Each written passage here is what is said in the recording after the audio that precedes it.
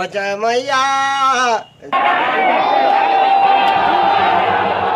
क्या आप लोग को पता है भारत देश में एक ऐसा भी राज्य है जहां रक्षाबंधन के दिन भाई अपनी बहनों से राखी बात कर जाता है माता को मानव रक्त चढ़ाने? अगर नहीं तो यह वीडियो जरूर देखिएगा। नमस्कार दगड़ियों, आप सभी लोग का स्वागत है मेरे एक नई वीडियो में। तो दगड़ियों, आज मैं आ रखा हूँ देवीधुरा, जहाँ खेली जाती है पत्थरों से बगवाल। और इस बगवाल को खेलने के लिए क्या क्या नियमों का पालन करना पड़ता है और क्या क्या चीज इसमें प्रयोग की जाती है वो आपको मैं इस वीडियो पे दिखाऊंगा। तो वीडियो के साथ बने रहिएगा। आपसे मिलते हैं थोड़ी ही देर बाद। तो दगड़ियों, सुबह उठते ही स्नान व पूजा पाठ करने के बाद हम शुरू हो जाते हैं फर को सजाने में। फर बहुत ही महत्वपूर्ण होता है इस बगवाल युद्ध में रणवीरों के लिए, क्योंकि एक तरीके से यह रणवीरों की रक्षा करता है, इसलिए उसे सजाया जाता है, उसकी पूजा पाठ करी जाती है और साथ ही साथ गंगा जल व पंचगव्य का छिड़काव किया जाता है ताकि वह शुद्ध रहे और रणवीर की रक्षा करे। फर को सजाने के बाद इंतजार होता है दास का, क्योंकि जो शुरुआत होती है बगवाल की वो होती है दास के द्वारा। दास का काम होता है ढोल बजाते हुए जो भी खाम के लोग हैं उनके वहाँ जाना और उन्हें बताना कि वक्त आ चुका है रणभूमि में जाने के लिए और आप तैयार हो जाइए और जो आपने लास्ट मील खानी, जो खाना खाना है वो खा लीजिए और इकट्ठे हो जाइए। तो दास का इंतजार है, वो जैसे ही आते हैं उसके बाद हम खाना खाएंगे और जो वस्त्र हमने धारण करने हैं वो पहन के सीधे जाएंगे रणभूमि की ओर। तो दगड़ियों, दास जैसे ही आता है उसकी ढोल का सम्मान किया जाता है और उसकी ढोल की पूजा करके उसमें कुमकुम लगाया जाता है। साथ ही साथ दास को कुछ भेंट दी जाती है। अगर दास प्रसन्न हो जाता है तो वह दुआएं देता है, जो कि आप उनके द्वारा गाए गए इस गाने पे सुन सकते हैं।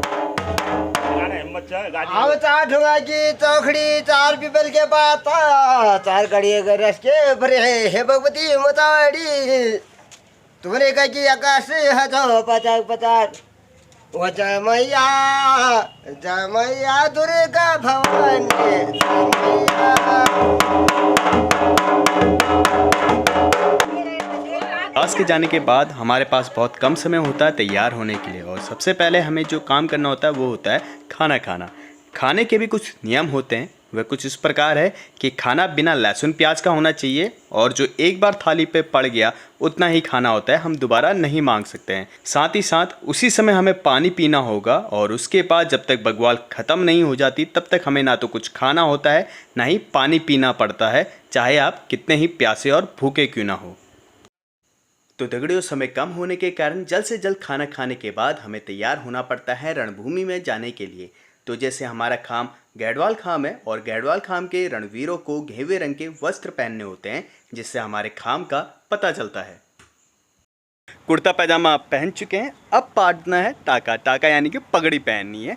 तो चलते हैं और इसको पहनते हैं। मैया की जय।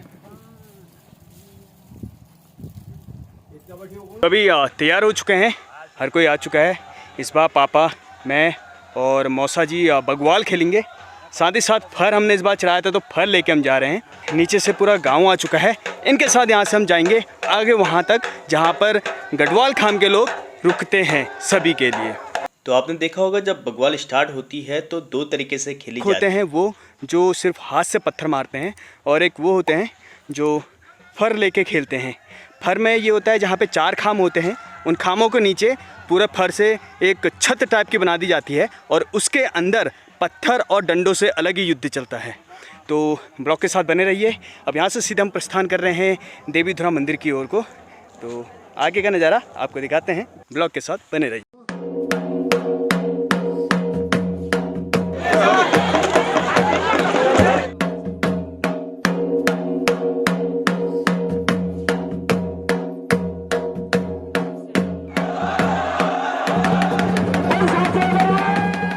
हम तय समय से पहले ही मंदिर परिसर पहुंच चुके हैं, जिस कारण से हमें अपनी बारी का इंतजार करना पड़ेगा।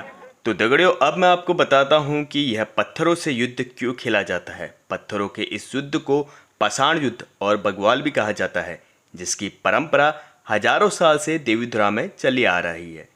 पौराणिक कथाओं के अनुसार यह स्थान माँ भगवती के उपासना का केंद्र था, जिनके साथ 5200 वीर और 64 योगिनी रहा करते थे, जिन्हें प्रसन्न करने के लिए नरबलि दी जाती थी।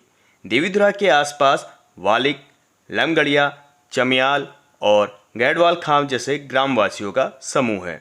इन खामों में से प्रत्येक वर्ष एक व्यक्ति की बारी बारी से बलि दी जाती थी। परंतु एक बार चम्याल खान की एक ऐसी वृद्ध महिला के पोते की बारी आई जो अपने वंश में इकलौता था। अपने कुल के इकलौते वंश को बचाने के लिए उस बूढ़ी माँ ने देवी की आराधना करी। माँ भगवती बूढ़ी महिला की आराधना से खुश होकर उन्हें अपने साक्षात दर्शन देती है और बताती है अगर वह नर बलि नहीं देते हैं तो ऐसा करें जिससे उनके गणों को मनुष्य के बराबर मानव रक्त प्राप्त हो और वह शांत रहे। यह बात बूढ़ी महिला पुजारी को बताती है और पुजारी चारों खाम के मुखिया को यह बात बताते हैं। तब से यह फैसला लिया गया कि किसी एक इंसान की बलि देने के बजाय चारों खाम के लोग बग्वाल खेलकर एक आदमी के बराबर मानव रक्त देवी व उनके गणों को चढ़ा दें। तब से नरबलि की प्रथा बंद हुई और बग्वाल का एक निश्चित विधान बनाकर यह खेल खेला जाने लगा। तो जैसे अभी देखने को मिल रहा, अभी बग्वाल शुरू नहीं हुई है और मैदान पे एक भी पत्थर आपको नहीं दिखेगा, लेकिन जैसे बग्वाल शुरू होती है अपने आप ही पत्थर आ जाते हैं।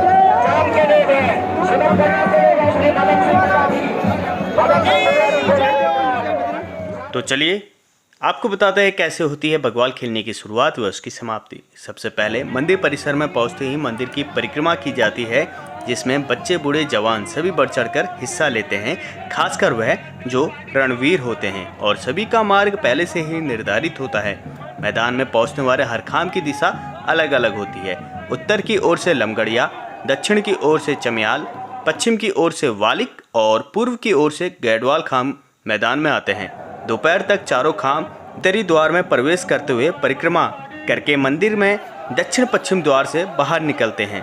वह देवी के मंदिर व मुख्य बाजार के बीच खुले खोलीखान मैदान में दो दलों में विभक्त होकर अपने अपने स्थान पर चले जाते हैं। मंदिर के पुजारी जैसे ही बग्वाल खेलने की घोषणा करते हैं, इसी के साथ चारों खाम के मुखियाओं की अगुवाई में पत्थरों की वर्षा दोनों ओर से प्रारंभ हो जाती है। जितनी जोर से ढोल का स्वर ऊंचा होता चला जाता है, छतरी से रक्षा करते हुए दूसरे दल पर पत्थर फेंके जाते हैं। धीरे धीरे यह प्रक्रिया एक दूसरे पर प्रहार करते हुए मैदान के बीचों बीच बने सीमा रेखा तक पहुंचने का प्रयास करते हैं।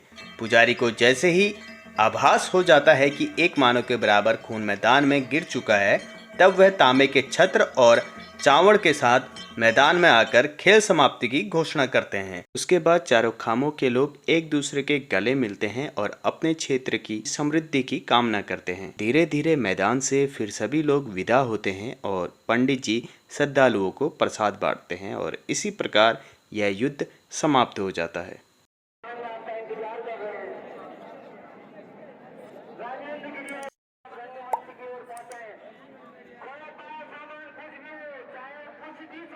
बग्वाल खेल के घर पहुंच चुके हैं हम लोग और इस बार चोट बहुत लोगों को लगी है, पर हम सुरक्षित रहे क्योंकि हमने नियम व शर्तों का पालन किया। जिस तरीके से हमें निकेत खाना था, मतलब बिना लहसुन प्याज वाला खाना था, तो जो वो चीज़ फॉलो करता है उसे कम लगती है। मान लीजिए कि उसे लगती ही नहीं है, और जो इन चीज़ों को फॉलो नहीं करता है उसे ज़्यादा चोट लगती है। तो अभी घर पहुँच चुके हैं और थोड़ी देर बाद में जाता हूँ दोबारा से देवीद्रा, जहाँ पर बग्वाल खेली गई थी। तो अभी शाम हो चुकी है और आ रखे हैं हम मंदिर प्रांगण में, और यहाँ पे आपको दिखाता हूँ जैसे पत्थर पत्थर उड़ते हैं, अभी पत्थर पूरे गायब हो चुके हैं। जो आप भीड़ देख रहे हैं, इसके पीछे भी एक रहस्य है। कहा यह जाता है बग्वाल खत्म होने के बाद उस जगह पर जहाँ पर माता को स्नान कराया जाता है, वह डोले में बैठाया जाता है। उस जगह पे आकर वह लोग माता के भजन करें जिनके बच्चे नहीं हो पा रहे या मनोकामना पूरी नहीं हो पा रही है, तो उनमें से किसी एक में माता अवतरित होकर उन सभी लोगों के वरदान पूरे होने की मनोकामना करती है। वह उन सभी को आशीर्वाद देती है, जो कि आप इस वीडियो में देख सकते हैं। इन महाशय के ऊपर माता ने अवतार ले लिया है, जो अपना दर्द लेकर माता के दरबार में आए थे, और यही माता के वचनों को बोल रहे हैं कि आप सभी का भला हो जाएगा।